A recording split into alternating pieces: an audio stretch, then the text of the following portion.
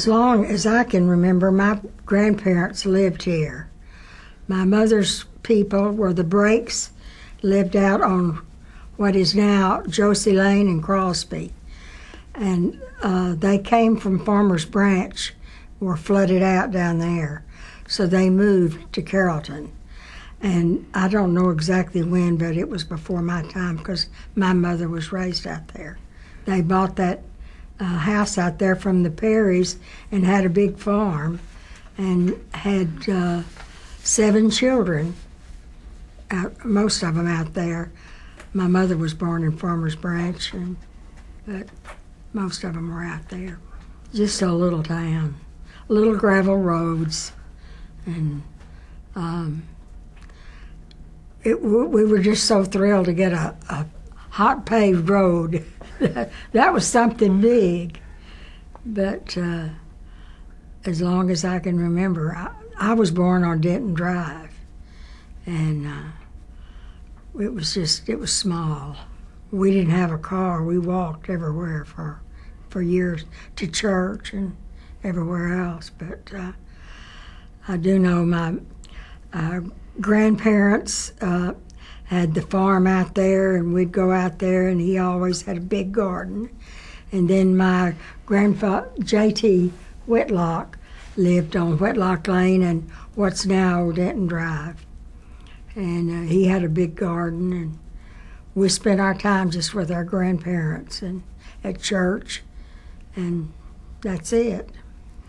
At that time, Mother was just had us 2 girls at the house, but my dad worked for the county until he went in business with his brother, and he was in the gasoline and oil business. His name was Noble Whitlock, and he was born and raised here, and he owned a lot of land across the street from my grandfather. Did I say Noble? His name was Noble. And owned a service station in downtown Carrollton, right across the street from what now is the Wonderful World of Cooking, right across the street and behind Babes. Well, he was afraid that he was going to miss he called it a bite, a car to come in and get gasoline, and he hit the pavement the minute a car stopped, and he started doing the windshields and checking the gas and the oil, and while the gas was going into the pump. But he spent time and took care of everything. He cleaned the windshields. Well, I would fill the drink box, but I was pretty young, and I dropped a case of drinks and got a little spanking for it right in his driveway. But my mother did the bookwork for him, and so we spent quite a bit of time down there. You mean you got spanked? Yes. Through a mutual friend, I met Edwina, and I worked at the post office. And when we got married, we lived in Oak Cliff for a while, but then we moved back to Carrollton because Edwina's grandmother, her grandmother, died, and her mother had to move in with her daddy and Edwina's granddaddy. And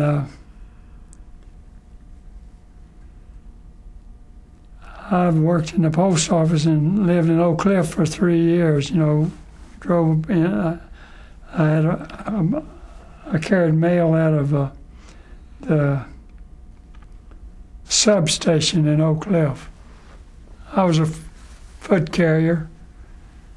I clerked and carried, and then when I finally and then the post office here in Carrollton, they didn't have city delivery, had a rural route, 2 clerks and a sub-clerk. So I worked at Lovefield, I worked in Oak Cliff, and then Lovefield, and then in Highland Park. I was getting closer to Carrollton. They got city delivery, and one of the carriers he wanted to come in and be a clerk. I wanted to go outside and be a carrier. So we made a mutual swap. And I stayed a clerk for a good while until, I guess, how long was I a clerk? I don't know. It was after Melissa was born, I know. And She was born in 55. Yeah. So I stayed a clerk. I forget long enough I wanted to go back out to carrying. I like carrying better than inside. So came opening there. Well, Ray Ogle was the first carrier. And he'd been carrying about 3 years. I guess I'd been here 3 years till Ray Ogle traded with me and I come back into clerking. I carried in until the postmaster told me when I got an opening for assistant postmaster, I needed to come in as a clerk. So I came back as a clerk. And from a clerk, I became assistant postmaster. It was a senior citizen, seniority guy got the job. So I didn't want to turn it down. I tried anyway. So I became a assistant postmaster for 2.5 years, but I didn't like it at all. And so I traded with Ray Ogle again, that was back carrying. So he traded with me. He came back in as clerk, and I went out as a carrier, and I stayed a city delivery carrier until the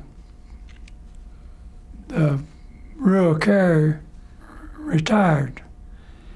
And it came open, and I was a senior man. So I bid on it and got it. Like walking, a lot better. I had to buy a Scout, a right-hand drive. And so I worked 7.5 more years as a carrier, and then I retired. I carried mail here in Carrollton for 25 years. 35 years. Not 25, 35. When you say you carried mail for 35 years, does that mean that's how long you were walking delivery for 30? Yeah. The route I had was 10 miles long. I walk out and walk in. But I like the outside work better. So it's more relaxing. You would walk 10 miles a day carrying mail, and you did that for 35 years?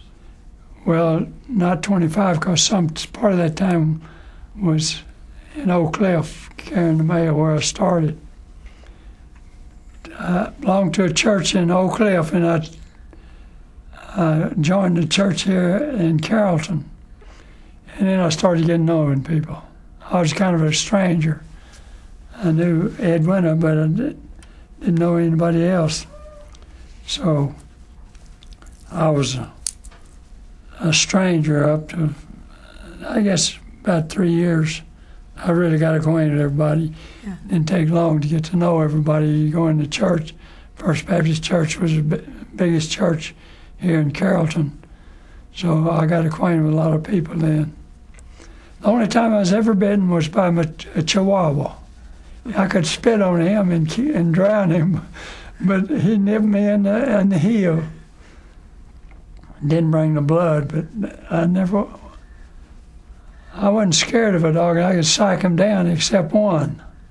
One I couldn't. I had to use my pouch there as a matador because he kept coming. He was a German Shepherd. You like Jet. Well, I like Jet, but Jet was a friendly dog. He enjoyed following me. Something about some dogs like to follow you. And Jet followed me till he got run over by a car. You know, Carrollton was a long time really growing. They didn't, like these other towns around here, so some of them really blossomed, but Carrollton was slow growing. I guess so many of these farmers held on to their property and they didn't have a chance to grow. But then it started growing. It's still growing. It hadn't stopped. And so that put hire more carriers. You know, post office got to be a busy place. Henry Noble was the rural carrier, and though we were just a mile away from downtown Carrollton, from the square and where the post office was located, well, in the 40s, Henry would drive his car up, and we had a mailbox out on the road, and I would be writing to some of the service guys in the 40s, and I couldn't wait to see if I had mail. So I would go to the post office early in the morning as I went to school and ask Henry for my mail, and he always gave it to me with a smile. I interrupted his route and everything else. I've thought about different things that happened to him if he would have been that good if someone bugged him about his rural route. But Henry Noble would always hand me my mail from the service guys, and I'll never forget that. Her mother was a draft. She was. My mother had her draft board. Her name was Juanita Whitlock, and she was a clerk and had a draft board, and it covered the Carrollton area, and she called them all her boys. We had plenty of food because both my grandparents on each side of the town had huge gardens, and we spent the 4th of July canning and keeping a lot of food. But we had. I remember my parents. My dad made just a few dollars a week, and my mother sewed everything, made our clothes, and that was kind of the tail end of the Depression. Then when he went to work for my uncle in the gasoline and oil business, things picked up some then. But it was pretty bad. But we did have a lot of farmland, and I don't know of anybody that really went hungry. What did we do? We just spent time with, we spent most of our time at church with the church groups and our Sunday school classes and the people, in the class and the children. I kept extra children in my home, and while some of the mothers went to work, I did that for several years until my son started to school, and then I went to work for the school.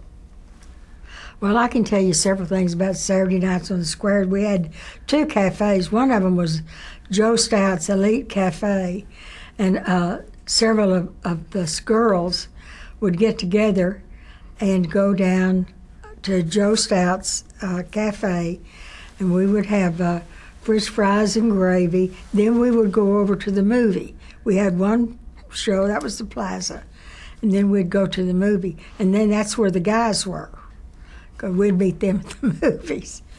And it was fun. And we weren't restricted like kids are now. We were able to walk all over town. We had slumber parties, and we did a lot of that. On the weekends, we'd stay all together in someone's house, and we would walk all over town and all hours of the night, and there was always some relative or somebody on the corners that knew who we were. They protected us. The most exciting thing in Carrollton when I came out here was the rodeo, the July the 4th rodeo, one of the biggest little rodeo. Everybody and their dog came to the rodeo. Tell me what you remember about that, Tiny. Well, I thought I was a bareback rider and a bull rider until I found out bulls were put there to eat. But that was a big rodeo for just one day. I know I was in the bull riding, and I bucked off, and the world champion cowboy, Todd Wadley, he bucked off too, just like me. they didn't know he was a champion. So there's a couple of three of us that would date on Saturday night, and we'd go to Pleasant Mound to rodeos. And I saw Tiny ride, and I knew who he was, but I didn't meet him till years later. And then he said he had ridden out here.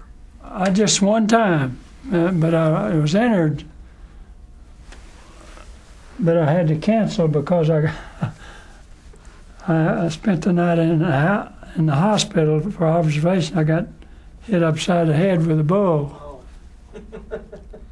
You know how they throw their back in? Mm-hmm. Well, I landed on my feet, but he jumped with me, and his back end hit me upside the head, and I spent the night in the hospital for observation. Yeah. I'd starve to death depending on a ride. Two of his friends got their legs broken the same weekend, so he was scared. And I said, well, this is the end, buddy. I had a family that couldn't carry mail with a broken leg. I was just weighed 4 pounds when I was born. And my daddy named me, and she didn't like my name. So she started calling me Tiny because I just weighed 4 pounds. And it stuck with me. That's how I got the name Tiny, because I was tiny. Of course, I started school in a little red brick building up there where where DeWitt Perry is now. And that was the whole school. It was had a basement and about 3 or 4 stories. And we started. I started first grade there in 1933, and went there. And then when I was in the 3rd grade, they built DeWitt Perry right next door. And so then the upper classes moved over there. But I finished elementary and until I was in a freshman in high school in the little red brick building. And we had the swings in the front yard, and it was just a little country school. But it was a nice school, a fun school. Well, we had a good football, basketball, and of course we just had a good time. We had in one year we had won a lot of basketball honors. And we were having a playoff at Irving, and so I was driving. I started driving at 12 when we got a car. I couldn't wait to drive. We didn't have to have driver's license till I was 21. But anyway, I told the kids I would drive, pick up a few kids, and go to school every morning. Well, I had told the girls that I would be able to have a car, could take us. They said, the superintendent said, if you bring an okay from your parents, then you can go to the playoff. So I told my mother I'd like to have one, and she says, no way, I'm going to let you take a group of kids to Irving to a basketball game. No way, because we're a carload of girls.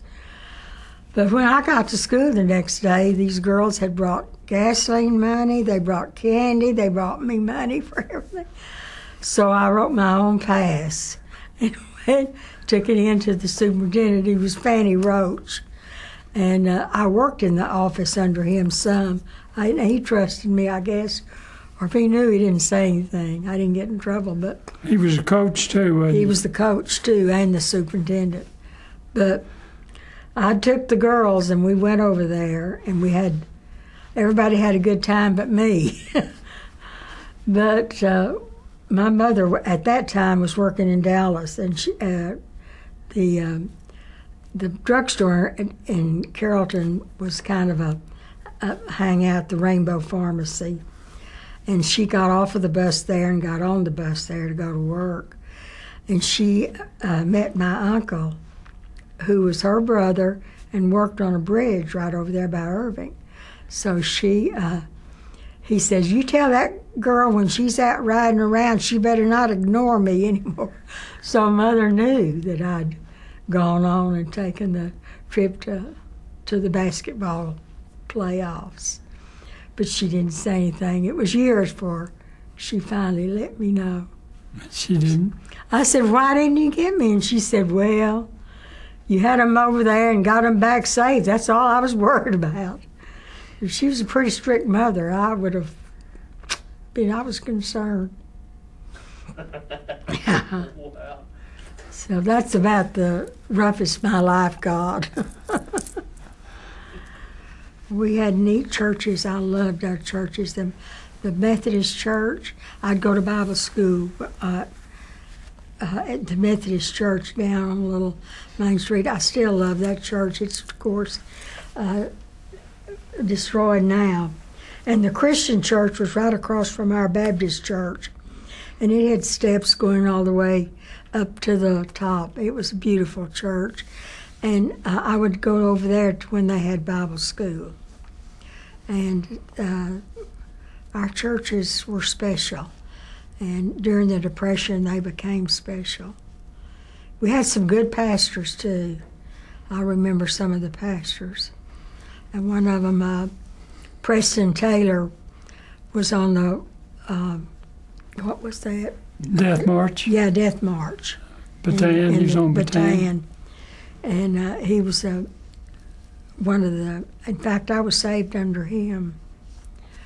But, and then he married a Carrollton girl eventually, and they lived here in Arlington.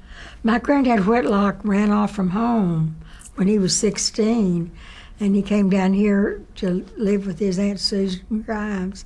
And that was Aunt Fanny's mother, and she and her husband gave land for our school, DeWitt Perry, that was theirs. And, you know, we had a lot of people that really helped Carrollton out. And when they finally... She was 101, wasn't she, when she died? She lived to... Yes, she did.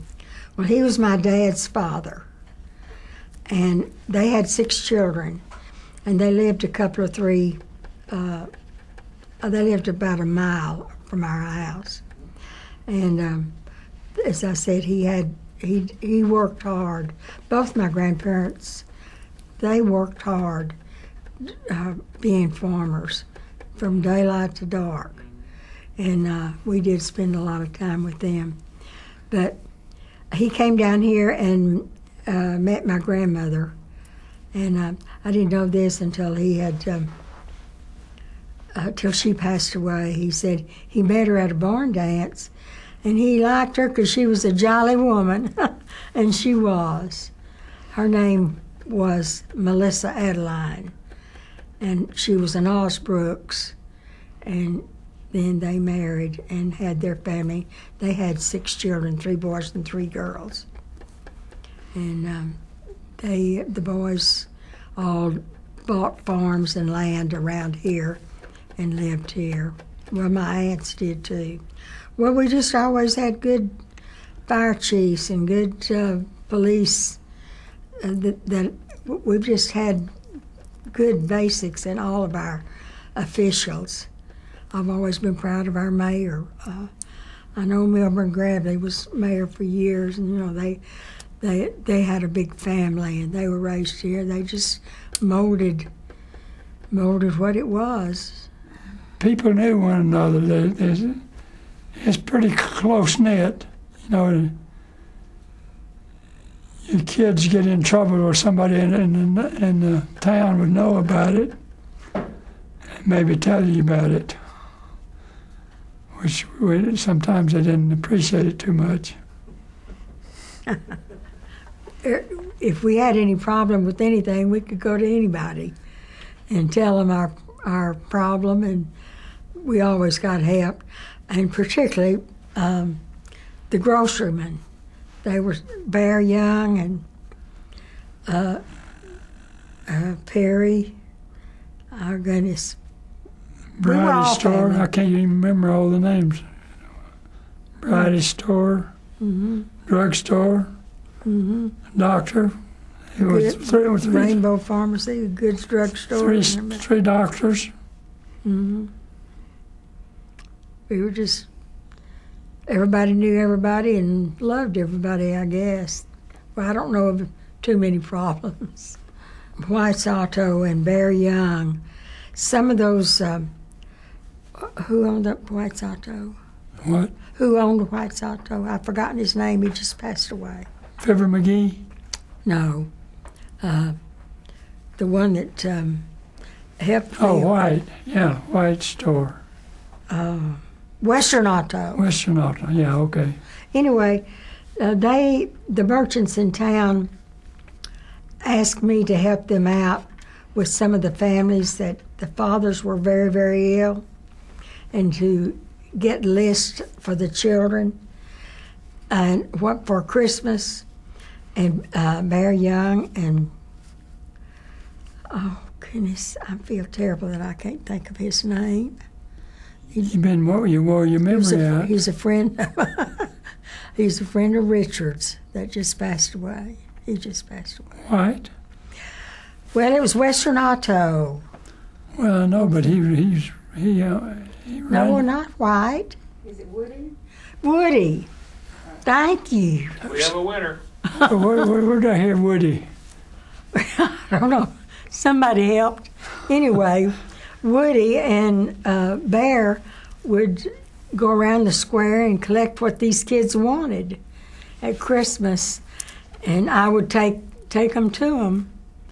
The town took care of their own, and they would find a family that had any problems, and Bear Young and Woody and the drugstores, there were just so many of them that would pull together and would help each other, and I was selected to help do that, and I did it every year for a while, and I enjoyed it. It was fun. There were two Baptist churches and Methodist church and Christian church. Pentecostal? Well, they had tents. Oh, they had more than a tent? Not for a long time. Okay. They had tents there by my dad's service station and had their services there a lot. We went to hear Jackie Robinson. Not the baseball player, but Baylor had a basketball player named Jackie Robinson. He's an All-American basketball player, and he was a preacher. Well, all three of us, my friend and her friend, we went to hear him. That was the first time. It wasn't really a date because it was a threesome. Mm. And we went to hear Jackie Robinson. You remember that? Mm-hmm.